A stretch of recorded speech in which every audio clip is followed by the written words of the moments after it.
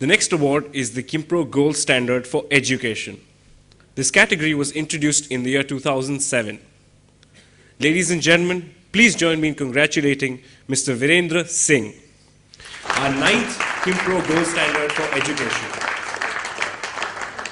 May I please request Mr. Pereira to read out his citation.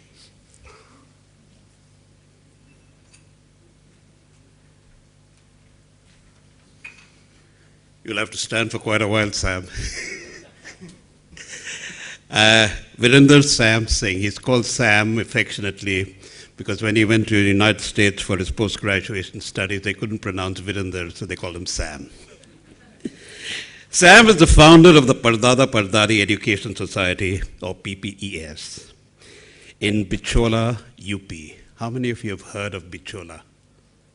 I'm sure I won't get even one hand up. Oh, no.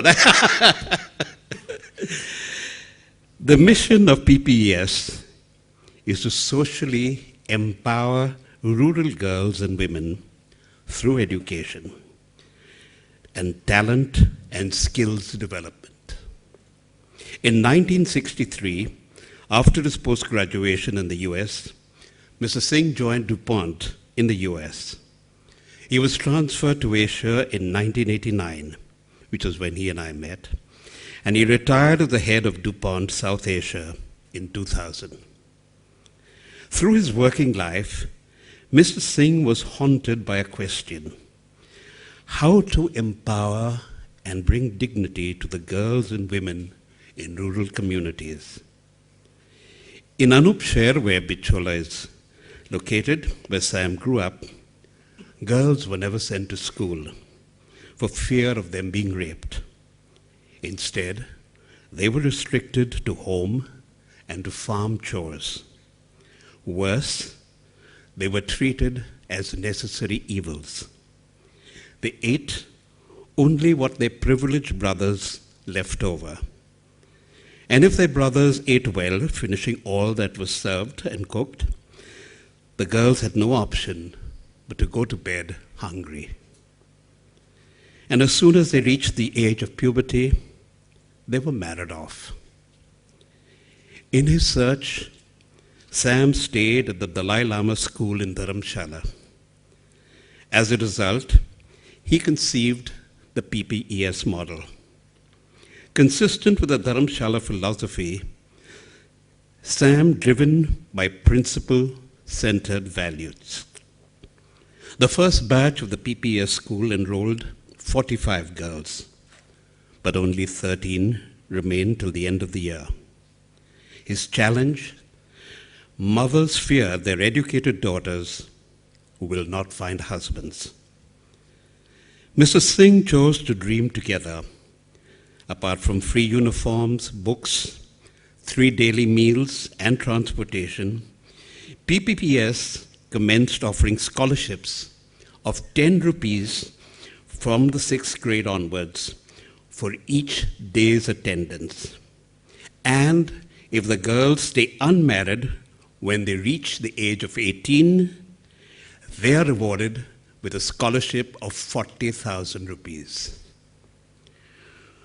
To date, only one girl has forfeited that scholarship of 40,000 rupees. What a massive change. What's more, today, the girls who win that scholarship of 40,000 rupees are investing that money into higher education. He also included computer science, English, art, and current affairs into the curriculum. His strategy: confidence and dignity for the girl child. To date, 227 girls have graduated.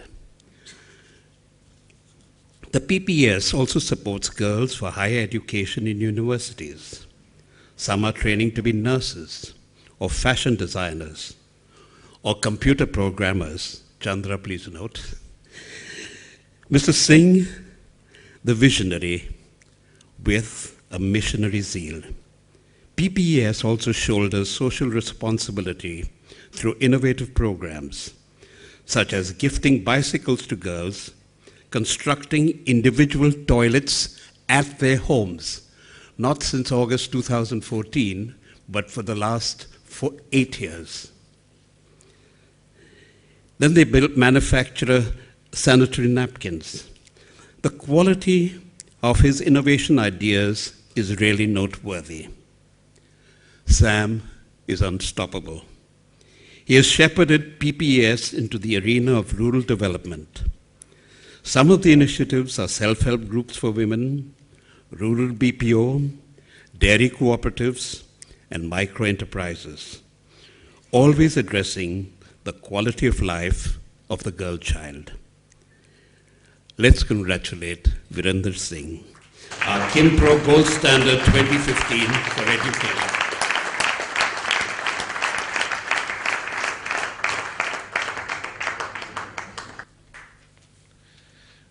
May I request Mr. Roger Pereira and Ms. Tarjini Vakil to please present Mr. Virendra his award.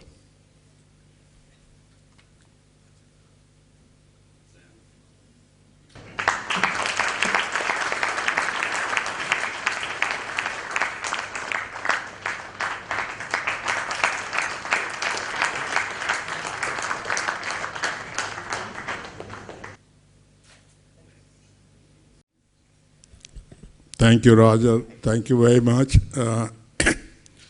Even the best of us make a mistake, and Roger had made a mistake. Yes, giving me award in education, if there were 50 people in the class, if there were 90 people in the class, I was the last one.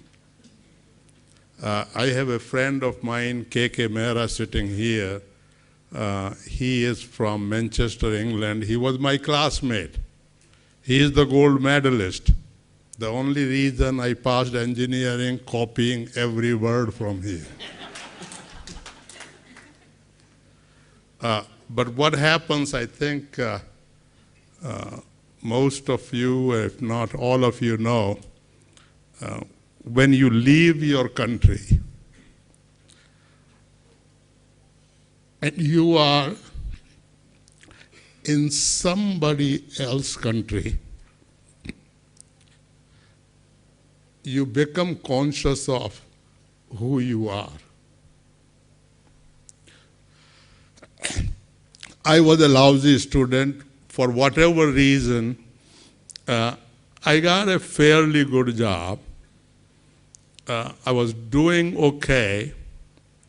But being an Indian, being the only person as an Indian in the board of DuPont, I became very conscious of what is happening in India. And my friend, Kummi, K.K. Mehra, Kummi we call him, he was similarly in England feeling the same thing.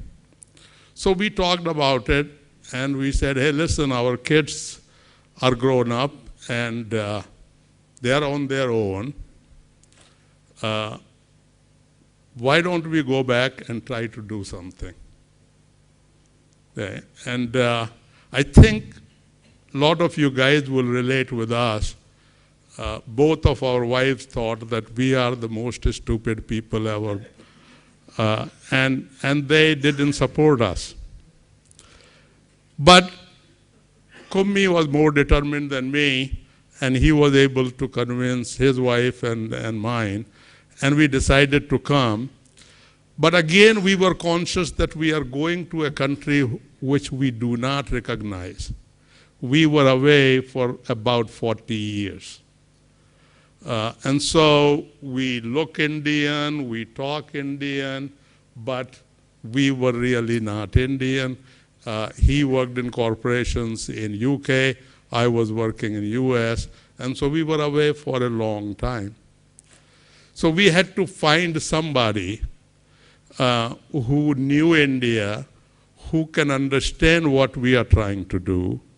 And so we were lucky that we have Renuka sitting here, that we were able through common friend, and she is today the CEO. And I really mean it, that whatever we did, We can do at this level all kind of bull, but somebody have to translate that into actual action and get it done. Renuka,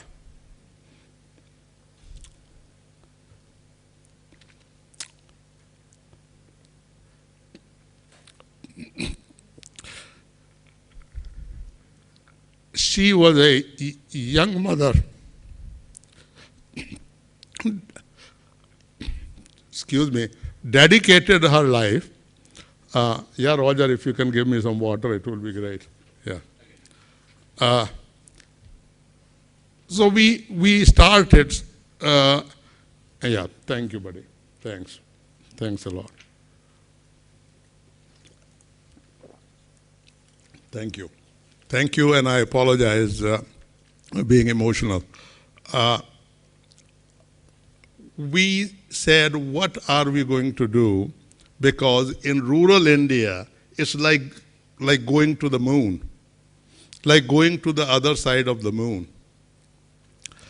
We are talking about families which are making less than 10 rupees a day.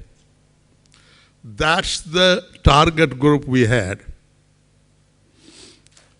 How we going to attract them? How we going to work all that out? I request to you that any one of you who can afford to come there, I say the word afford because emotionally also it's a tough place to reach. Physically it is a tough place to reach. If you can come and see the model, that what can be done with the thought of some lady touch in it, like Renuka, like 3,000 mothers there, that you can indeed make every girl socially and financially independent. Today, we have more than 350 girls which are doing job all over the world, and yes, all over the world, including United States.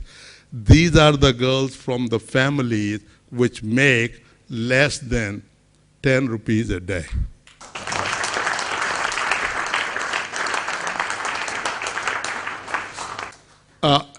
So any one of you who can afford to come and see the model, the reason I'm saying is selfishly, if you look at it, if you are convinced, then think about, could we repeat that in your area someplace?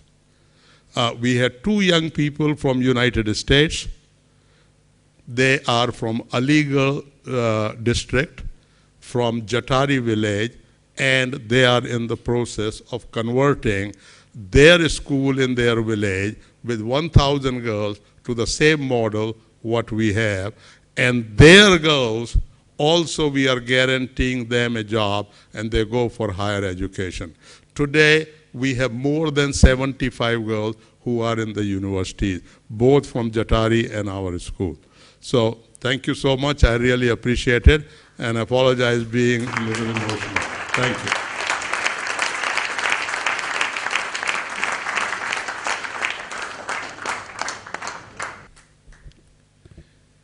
Thank you for those heartfelt words, Mr. Singh.